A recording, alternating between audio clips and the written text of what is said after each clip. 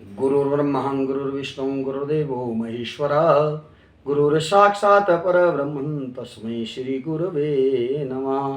बोलिए सद्गुरुदेव भगवान की। आप सभी भक्तजनों के लिए गणेश चतुर्थी की बहुत बहुत हार्दिक शुभकामनाएं।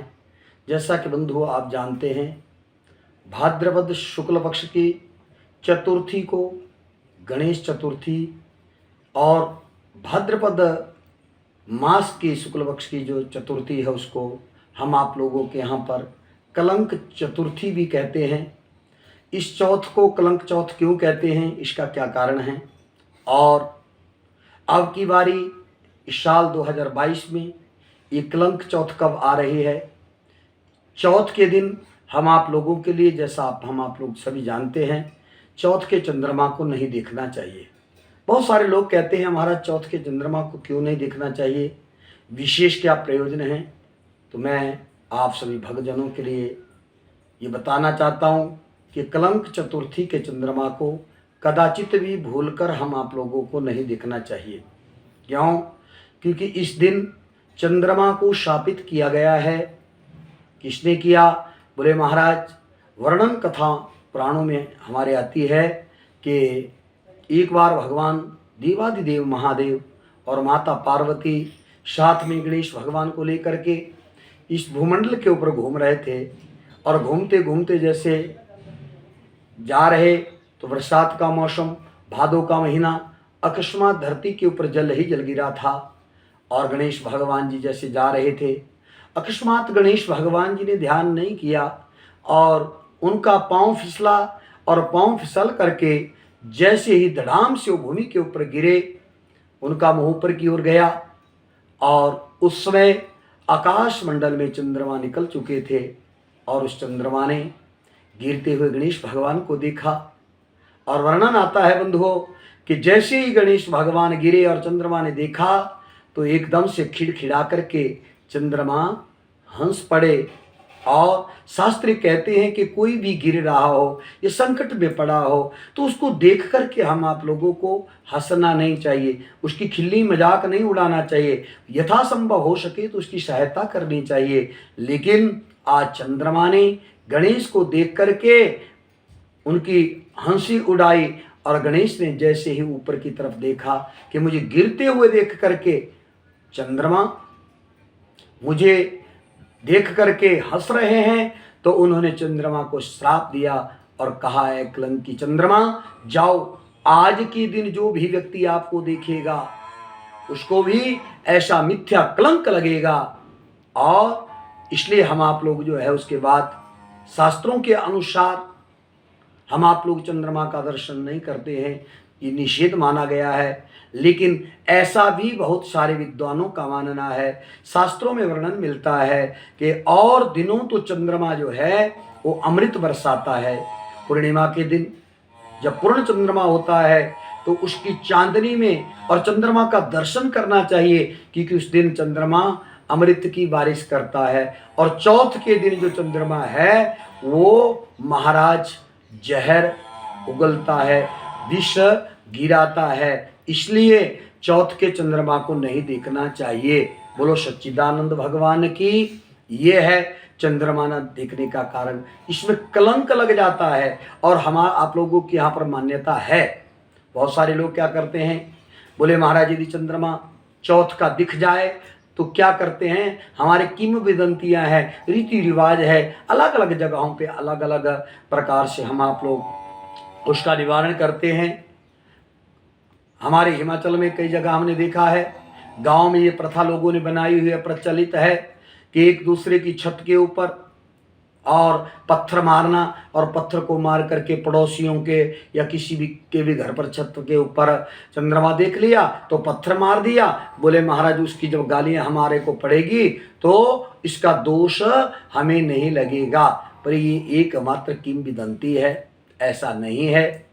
यदि चंद्रमा का दर्शन हो जाए तो क्या करना चाहिए, और किसको चंद्रमा का दर्शन हुआ था, सबसे पहले कलंक लगा था या नहीं लगा था, ये भी हमारे श्रीमद् भागवत जैसी पवित्र महापुराणों में ये कथा आती है कि इस दिन साक्षात मेरे भगवान बांके बिहारी जो द्वारिकाधीश है, उन्होंने गोखुर के बीच में जल भरा हुआ, उनको ये बोध था कि आज के चंद्रमा को नहीं दिखना चाहिए, क्योंकि आज भाद्रपद शुक्ल पक्ष की चतुर्थी है, कलंक चौथ है। उन्होंने अपनी गर्दन को नीचे किया हुआ था। अकस्मात गोखुर में जो जल भरा है उसके बीच में चंद्रमा की छाया को देख लिया, और देखने के बाद आकर के रुक्मिणी को बताया कि देवी, मैंने आज चौथ का चंद्रमा देख लिया, मुझे कोई मिथ्या कलंक लगने वाला है।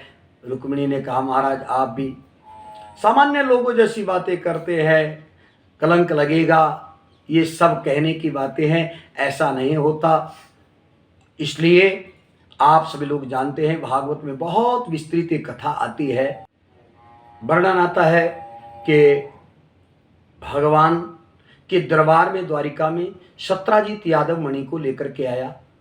भगवान श्री कृष्ण ने सत्राजित यादव से मणि को मांगा। सत्राजित यादव ने ना हाँ करी और ना इनकार किया, मणि भगवान को दी नहीं। सत्राजित यादव ने उस मणि को अपने भाई प्रसेन को दिया। बहुत दिनों के बाद पूरी द्वारिका में हल्ला पड़ गया। उस सत्राजित यादव ने कह दिया कि कृष्ण ने मेरे भाई को मार दिया। क्यों? क्योंकि उन्होंने मणि को मेरे से मांगा था और वो मणि अब कृष्ण के पास है। जैसे ही भगवान श्री कृष्ण को इस बात का पता चला, सत्राजित यादव के पास जाते हैं। जाकर के पूछा, मणि अब किसको दी थी? कहा, भैया प्रसेन को, वो जंगल में गया था। भगवान इस कलंक को धोने के लिए जंगल में जाते हैं, और जंगल में जब गए तो प्रसेन को मरा हुआ पाया। अब मणि उसके पास होगी जिसने प्रसेन को मारा। देखा तो शेर के पंजे नजर आए। शेर के पद चिन्हों की निशानियां बनाते हुए आगे गए तो एक गुफा के बाहर वर्णन आता है कि वो शेर भी मरा हुआ पाया गया। भगवान श्री कृष्ण के साथ बहुत सारे द्वारिकावासी भी गए थे। भगवान श्री कृष्ण ने उन सब अपने साथियों से कहा कि जिसने शेर को मारा है मणि उसके पास है, इसलिए आप मेरे साथ अंदर चलो। कोई जाने को तैयार नहीं हुआ। भगवान ने कहा, 15 दिन मेरा इंतजार कर लेना, और 15 दिन तक यदि मैंने वापिस आया तो आप अपने घर को चले जाना। भगवान गुफा के अंदर जाते हैं। देखा तो वहाँ पर जामावंत की पुत्री जामावंती उस मणि को खेल रही थी। जामावंत सोए हुए थे। भगवान ने जामावंती के हाथ से उस मणि को छुड़ाया। जामावंती ने शोर मचाया, चोर चोर, और दौर से जामावंत उठते हैं। जाकर के भगवान श्री कृष्ण और जामावंत का 27 दिनों और रात तक महा मुष्टिक युद्ध हुआ। अंततः भगवान श्री कृष्ण ने सारी दुनिया के भार को अपने हाथ पर लिया। जामावंत के सिर पर मुक्का मारा। जामावंत को चक्कर आया। जामावंत ने कहा, क्या महाराज, दुनिया में रामावतार हो चुका है? क्यों? क्योंकि जामावंत जो है भगवान राम के भक्त हैं, भगवान राम को ही मानते हैं। एकदम भगवान श्री कृष्ण ने राम लक्ष्मण सीता के रूप में उनको दर्शन करवाया। चरणों में जामावंत गिर पड़े। भगवान ने कहा, मैं रामावतार नहीं कृष्णावतार में आया हूँ, इस मणि का मुझे कलंक लगा है। जामावंत ने उस मणि को भी लिया और अपनी बेटी जामावंती को भी पत्नी रूप में भगवान श्री कृष्ण को दिया। भगवान जी जामावंती और मणि को लेकर के आते हैं और सत्राजित यादव को उस मणि को वापस देते हैं, उस कलंक को धोते हैं। सत्राजित यादव को जब पता लगा तो उन्होंने भी अपनी बेटी सत्यभामा का जो विवाह है भगवान श्री कृष्ण से कर दिया। बोलो सच्चिदानंद भगवान की। कथा बहुत लंबी, मैंने बहुत लंबा वीडियो बन जाना था, इसलिए इसको थोड़ा सूक्ष्म किया। और मैं आप सभी भक्तजनों से ये निवेदन करता हूँ, यदि किसी को कलंक चतुर्थी का चंद्रमा दिख जाए तो इस कथा का ध्यान कर लेना और आपका दोष मिट जाएगा। और अब की बारी 2022 में मैं बताना चाहता हूँ कि इस बार जो है ये कलंक चौथ हमारी 30 अगस्त मंगलवार को 3:34 तक तृतीया तिथि रहेगी और उसके बाद चतुर्थी तिथि लग जाएगी। चंद्रमा जो है वो चतुर्थी तिथि में ही आज अस्त होगा। 31 अगस्त को 3:23 तक दोपहर तक चतुर्थी रहेगी और उसके बाद पंचमी लग जाएगी।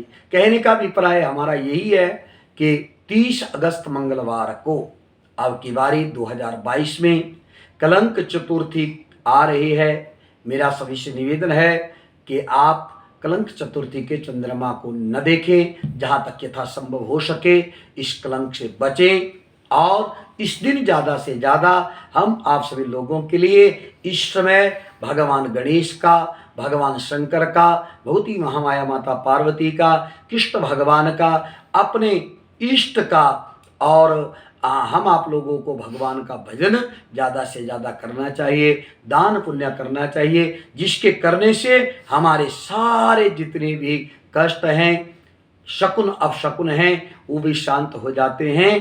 तो आप सभी बंधुओं के लिए जो भी इस वीडियो को देख रहे हैं, आप सबों को बहुत बहुत हार्दिक शुभकामनाएं, बधाइयाँ।